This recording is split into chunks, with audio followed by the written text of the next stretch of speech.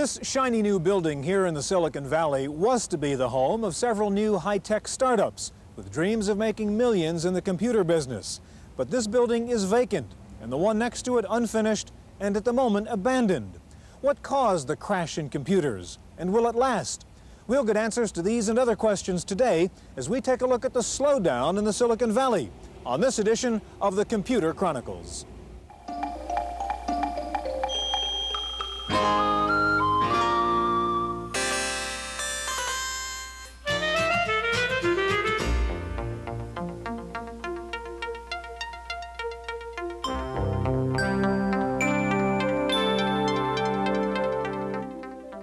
The Computer Chronicles is made possible in part by grants from AFIPS, the American Federation of Information Processing Societies, a nonprofit federation of 11 national societies for computer professionals. AFIPS, Leadership and Service in Computer and Information Technology. Additional funding is provided by McGraw-Hill, publishers of Byte. Byte's detailed technical articles on new hardware, software, and languages cover the latest in microcomputer technology worldwide. Byte, the international standard.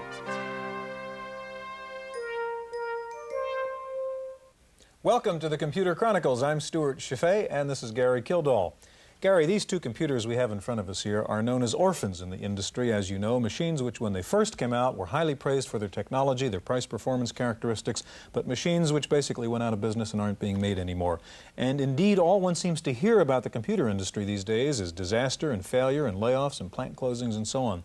You've seen this from two perspectives, having founded Digital Research several years ago, and now as a kind of new startup company with ActiveVenture. From your perspective, what is really going on in this industry these days? Well, there are a lot of components to this industry. Take, for example, the chip manufacturers like Intel are being hit really hard by the Japanese lower prices. Let's say commercial hardware systems, such as the Osborne, are in a market now that's largely dominated by IBM. Take the home market, something like the Coleco, that was something that really never hit the target. After the games, what else do you do with your home computer system? And of course the software is layered on top of all this, and there's been growth in the software industry, but also that growth includes the growth in the number of suppliers, and of course price erosion there. But I think that the way that we get out of this is sort of the same way we got into it, using innovation in the new technology that's coming along and also innovation in software. We're going to begin a special two-part look today at the slowdown in the Silicon Valley. And on today's program, we're going to meet a venture capitalist, an industry analyst, a Silicon Valley business correspondent, and one of the nation's leading computer retailers. We're going to begin this program, though, with a background look at how this industry got to where it is today. Silicon Valley's brief but tumultuous history is marked by unlimited optimism and brilliant innovations, bringing companies sudden success and frequent failure. But if continuing growth has cushioned the Silicon Valley from America's economic problems, the recent news is not so good. In 1983, worldwide sales of personal computers increased 76%. But last year, the increase was only 19%. And this year, analysts predict that sales growth will slow to about 4%. Losses among the two largest home computer makers through June of this year surpassed $600 million. Repercussions in the related industries have been equally severe. Canceled chip orders have created backlogs for semiconductor manufacturers, where sales have dropped by 25% in the last year. The number of American computer makers has declined from over 150 to about 40, with a similar drop among software developers. While poor sales have led to curtailed predictions and a bleak outlook, the reasons for the slump are not clear. The more expensive group of PCs aimed at the business market grew by 25% last year, while sales of machines under $1,000 showed no increase. At worst, it seems that the industry's new self-doubt is based on uncertainty about who is using the product and for what. Putting pressure on PC manufacturers is a growing group of sophisticated buyers who can afford to be more selective and more patient.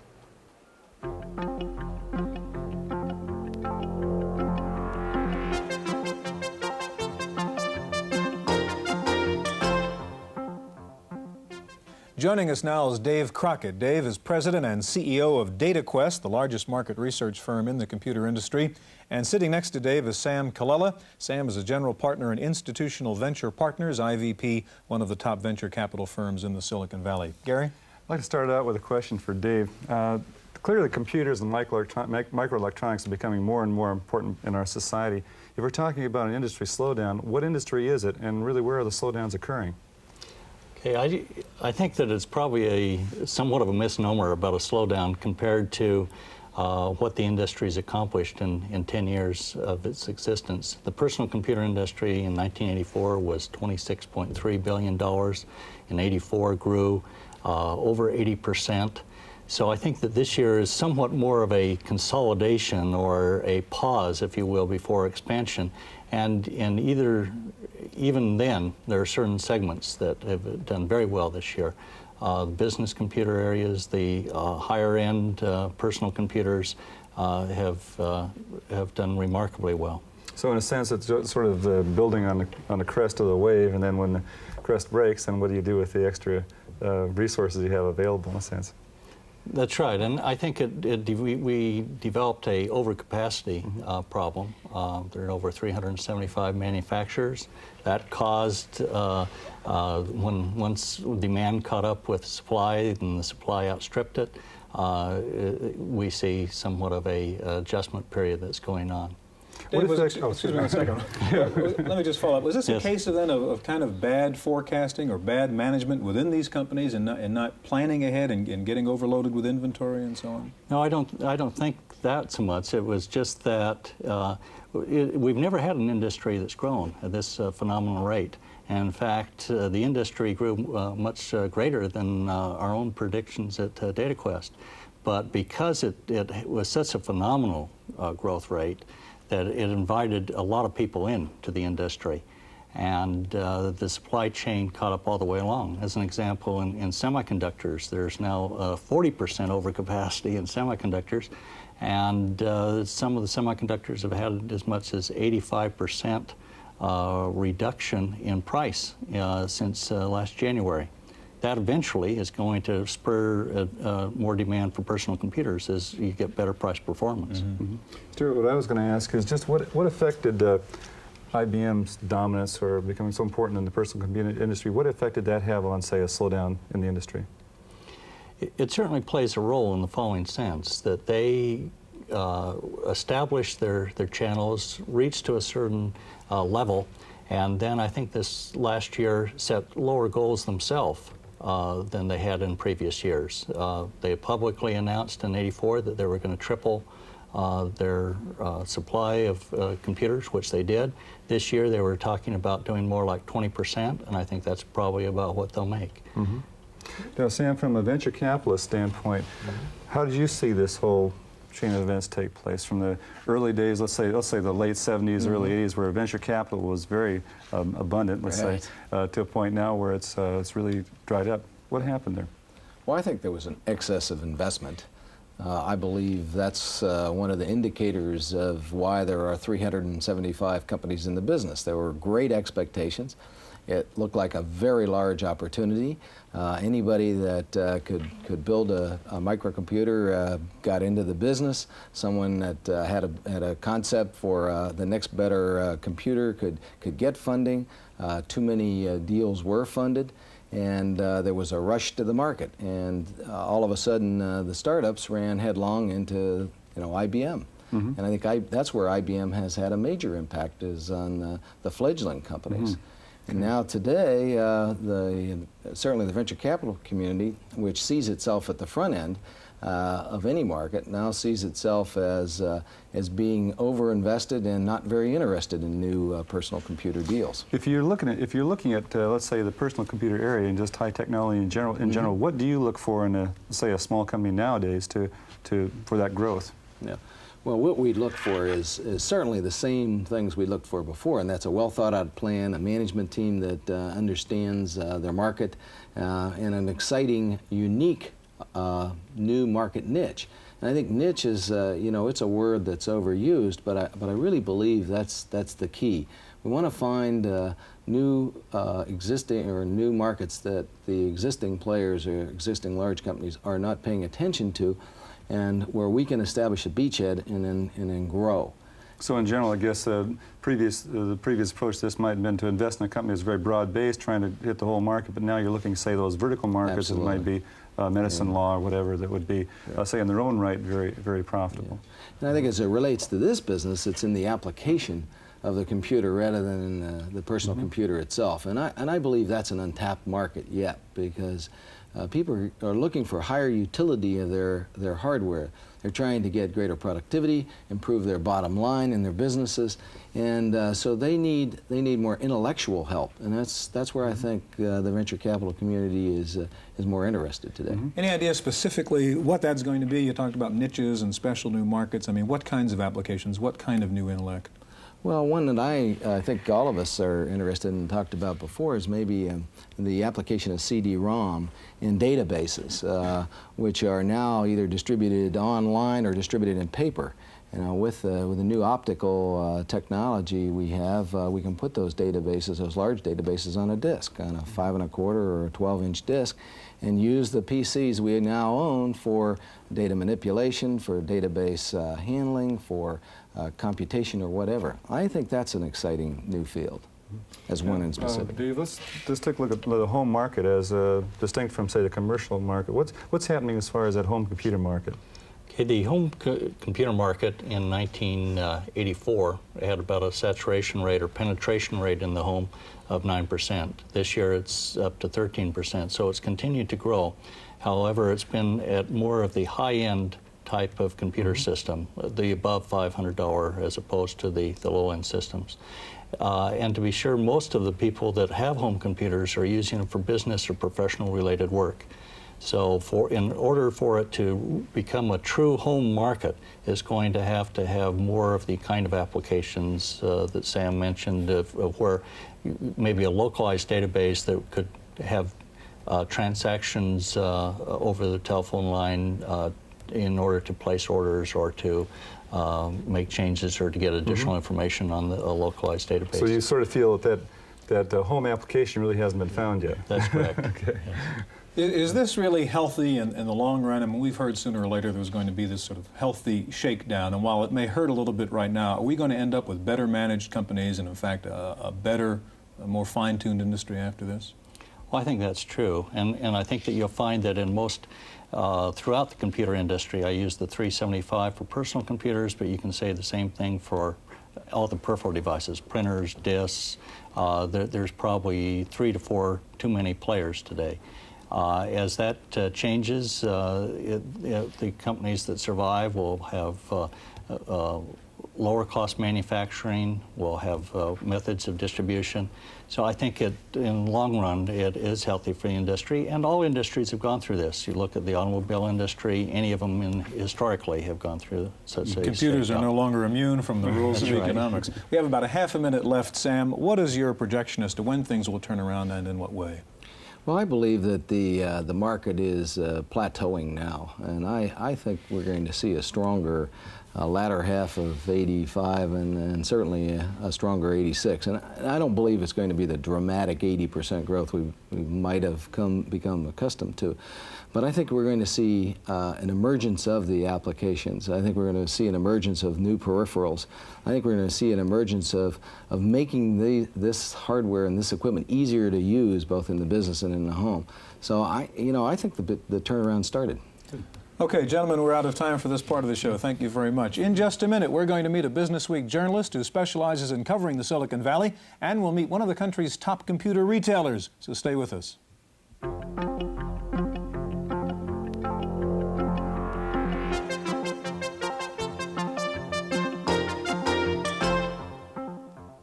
Joining us now is Deborah Wise. Deborah is a correspondent with Business Week magazine covering the Silicon Valley and the microcomputer beat in particular. And next to Deborah is Dave Norman, who founded Dataquest and who is now the president and CEO of Businessland, a chain of 61 computer stores across the country. Deborah, those of us within the industry know a lot of times that the press will take some notion like an industry slowdown and really work it to death. Maybe is that a media hype to sell more magazines, or is there really a slowdown taking place?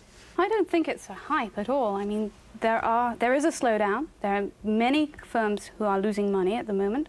Apple Computer shuts down several factories. It lays off thousands of people.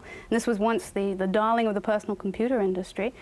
IBM has untold number of machines in inventory. They won't let us know how many. I mean, this is a definite slowdown in the industry. What do you think is the cause of that? Well, I think, as we've been talking before, it is oversupply. And people ramped up expecting there to be these 80% growth rates, and it had to slow down. So whenever you get a time of oversupply, then you get a glut and companies start losing money. Dave, do you see that happening in the retail channel? Gary, sometimes I wonder if I'm in the same business because we, in the first half are up almost 200% from a year ago through this coming June. And so I'm wondering sometimes in terms of the industry. But I think something is really clear. The industry growth rate has slowed, but it's really important to recognize that in the business segment of the business personal computer market, it's still growing 30 to 40% this year. And the big factor has been that one major company has gained so much market share in a very short period of time. I estimate that IBM has about 70% of the personal computer marketplace for business computers in that segment of about $1,500 and on-up segment. So there's been a big shift in market share, and that's causing a lot of dislocations in the industry right now. So if we have a growth of the retail channel, and it seems to be a slowdown on the suppliers, are you finding that there are just more and more suppliers trying to get shelf space? Absolutely. There's just, oversupply relative to the available shelf space and to the marketplace, even though the market is, a very strong growing market by any other measure. When you look at an industry growing at 30 to 40%, that's pretty strong growth. But that is down from 80% plus last year, and so there's tremendous oversupply in peripherals and personal computers and across the board. Now, another part of it just might be, I guess, the overall dollar value that we were talking about. We talk about a growth in terms of number of computers sold and so forth, but is there a price erosion also taking place? No. Well, I'm really talking in revenue dollars, and I personally believe those are 30 to 40% growth in revenue dollars in this particular industry, and from our own growth we see that. But I'm talking about the business segment now, not the home computer marketplace. But even in the business segment, Dave, there's been squeezing of margins at many of the other computer stores. There's been a lot of the grey market machines out there which have forced retailers to really cut the prices. IBM didn't have a good hold on the grey market. There was a tremendous oversupply of grey market machines. And a lot of retailers are really hurting now. You've distinguished yourself, okay? Well, I think there's certainly a lot of competitive price pressures in the marketplace today, but on the other hand, we're finding that our margins are moving up. Our average price has gone up from a little over $5,000 for an average system 2 years ago. It's now approaching $6,000. So even though semiconductor prices and prices are coming down 20 to 25% per year, we're finding that the business professional is buying more power, more memory, faster printers, and so forth. Those kinds of prices, you're clearly talking about a commercial market. Absolutely. Right? Now, what about the home market again? That's that side of the equation. What's happening with the home market as far as you can see at the retail channel? Well, we have never really been in the home marketplace, and I have trouble understanding it. I guess, my first response is I really don't see at this point where there's value to buy a computer for the home, in all honesty. You certainly, it isn't worthwhile putting your menus into a computer for the home and doing your budgeting. I don't think it's there yet. Deborah, what do you think? Well, yes, the home market has slowed down. I don't think there are the applications there for these machines, but there have been a lot of new announcements recently, so there is a new heating up competition among the vendors. We've got Atari, we've got Amiga coming out, you've got Apple positioned for the Christmas, you've got IBM still plugging it out in what it thinks of the home market. So there'll be a lot of hype, to borrow a word from you, this Christmas, and there'll be a lot of advertising. So I think they'll draw some people back into the stores, and the sales will go up again. True to what Dave says, there really isn't an application for the home computer yet. There's a lot of people just buying it as a replacement typewriter or for working at home, that sort of thing. Now, what about the price now this is one issue that comes up in the software industry, obviously, is the price erosion, the problem of everybody talking about the $50 software product. If we go through standard retail channels, with the percentage margins that we see at distributor and retail level, the money just isn't there to develop software. Doesn't that have also a dampening effect on, let's say, the whole industry? Well, it certainly would. From our standpoint, even though you have a low-cost software package, it still takes support, and you have to train people to sell that particular product. So that, again, will push people like Businessland into the higher-end segments of the market. And that's happening today in the vertical markets. Computer-aided design software we sell is $2,500 a package. Our salespeople really aren't focused on that $50 software package out there because of the support that is required. Dave, you say Businessland, business is up and everything is fine, the business market, but if we can talk about Computerland, I don't know whether you think of them as a competitor or not, and we read in the paper, in the press reports, that Computerland's having troubles and laying off people and bankruptcy and so on. Why should there be that such a problem there at their level? Well, I believe it's a difference between being in the business market segment, which is still a strong growth market, and being in the home market, which is really a very soft, almost non-existent market right now. And I think it goes back to companies really doing their market research and going out there and talking to the customers. There's tremendous opportunities in this market. There's going to be tremendous opportunities for integrated voice data workstations and for really software that will meet the needs of the business in the future. And I think a lot of it is just people designing products or Me Too products that really aren't adding value. As Dave Crockett mentioned, 375 computer companies all building the same basic IBM AT is not going to make it for a successful company. Deborah, when the next article comes out about how the growth of the industry has really taken off, what's going to be the cause of that anyway? What's really going to enliven this industry up? Well, as I was saying before, I think that there'll be a new infusion of interest for the Christmas selling season. There's always going to be promotions, there's always going to be new products on the market. It'll be the applications, the new applications, that make the machines more interesting to use. What about the home market, though, as Dave mentions? I mean, is there a viable market there? You mentioned the new Amiga and the Atari 520 ST. I mean, is somebody going to buy those? Yes, I think there's going to be quite a market for it. I don't think there'll be the massive growth rates. I mean, Dave Crockett was saying about penetration levels, 13% of the penetration level. That's not very much when you think about what a computer really can do. But I mean, Dave says there's no useful purpose at home for that computer. For that computer? I mean, you've got 13%. Why should those other 87%? What I'm hearing is, why should that other 87% spend $1,000 on a computer? I'm saying that there will be new applications in the long run. They're not here. They are overhyped. The machines like the Amiga and the Atari are of a lower price performance. I mean, the lower price, higher performance. And that means that you will be getting new applications. There will be more graphic animation and that sort of thing, and things more just CD. weren't possible It weren't possible before, as you quite rightly say.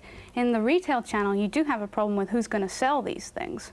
We were talking about Businessland and Computerland. Computerland is having a hard time finding a market for itself. It has had a margin squeeze problem. It is the largest chain with 800 plus stores worldwide. There are plenty of retailers that are in a difficult time at the moment. The margin squeeze, as we were talking, has really hurt them sorely. The number of stores going Chapter 11, number of buyouts. So the distribution will be a major problem in getting these new computers out into the marketplace. So maybe there's a slowdown, maybe there isn't, depending on who you talk to, apparently. We're going to continue this discussion next week as we take a look at some of the specific segments in the computer industry, taking a look at hardware, software, and semiconductors. And I'll be back in just a moment with this week's computer news.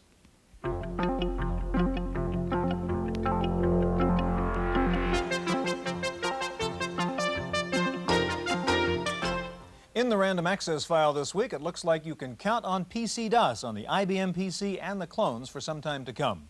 The new long-term development deal between Microsoft, the PC-DOS developer, and IBM means that IBM will not be moving toward a new proprietary operating system. That prospect had made a lot of software and hardware developers nervous about their investment in the PC-DOS standard. The new confirmation of the PC's open architecture should stabilize the PC market and stimulate new support products for the PC standard. If you're in the home market and looking for a mortgage, you've just found a new use for your computer. There are now several online mortgage database services that will quote you the best rates in your area, calculate your monthly payments, and even advise you on how big a mortgage you can handle on your income. The three biggest online mortgage services are CompuFund, Loan Express, and ShelterNet. Well, some computer magazines may be hurting, but the entrepreneurial spirit is hard to keep down. Despite the current slump in the business, 17 new computer magazines have appeared in the past 8 months. Meanwhile, most of the older established magazines are having a hard time. Ad revenue is sharply down at 9 of the 10 leading computer mags. The slowdown in the Silicon Valley has not slowed down the steady trek of foreign countries seeking to lure industry from the Northern California region. Recent visitors to the valley have included delegations from Austria, Germany, the Netherlands, Thailand, and Switzerland.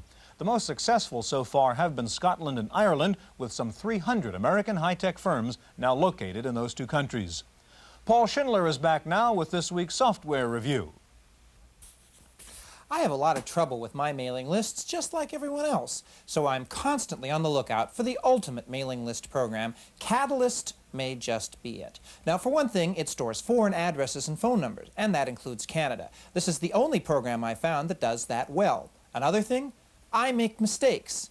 Most programs just let you make them. Catalyst is smart enough to warn you about all the common silly mistakes as you make them, not afterwards. Its screens are colorful. The program connects with a wide range of popular printers at the touch of a key. Now, there isn't time to demonstrate everything Catalyst does, but its menu gives a flavor of just how comprehensive this program is. You can print two kinds of Rolodex cards, as well as labels, envelopes, or bulk mail flyers. Catalyst can be used with more than a dozen popular word processing packages to create form letters. Its input screen is both comprehensive and flexible, leaving little to chance, including a variety of titles. Plus, it has the fastest sort I've ever seen. Catalyst, a truly impressive mailing list program, $250 from Automation Consultants International in Encino, California. For the Computer Chronicles, I'm Paul Schindler. Where do you go if you want to learn to be a computer artist? Well, the answer was nowhere up until now. But come this fall, the Computer Arts Institute will open in Corte Madera, California, and change all that. Courses include things like 3D transformations, wireframe models, video tricks, computer painting, and introduction to computer graphics. The Computer Foul-Up of the Week award goes to Mellon Bank in Pittsburgh. A memory disk in the computer which runs its automated teller system failed, and so the computer couldn't recognize any account numbers. Well, when the automatic teller machines can't recognize account numbers, they're programmed to eat up the card and not return it to its user. So for an hour and a half last week, Mellon ATMs all around the city gobbled up about 2,000 bank cards. There were lots of screaming customers, but the bank said everything worked just the way it was supposed to. The computer's instructions are, when in doubt, don't give out the money. Finally, in this wonderful world of high technology with computer analysis of this and that, the people at the Intel plant in Albuquerque, New Mexico might be a little embarrassed.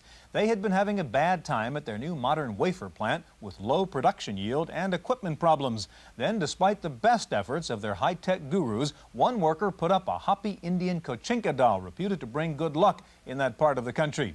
Call it what you will, Intel says the Albuquerque plant is now its most efficient. That's it for this week's Computer Chronicles. We'll see you next time. The Computer Chronicles is made possible in part by grants from AFIPS, the American Federation of Information Processing Societies, a nonprofit federation of 11 national societies for computer professionals. AFIPS, Leadership and Service in Computer and Information Technology. Additional funding is provided by McGraw-Hill, publishers of Byte. Byte's detailed technical articles on new hardware, software, and languages cover the latest in microcomputer technology worldwide. Byte, the international standard.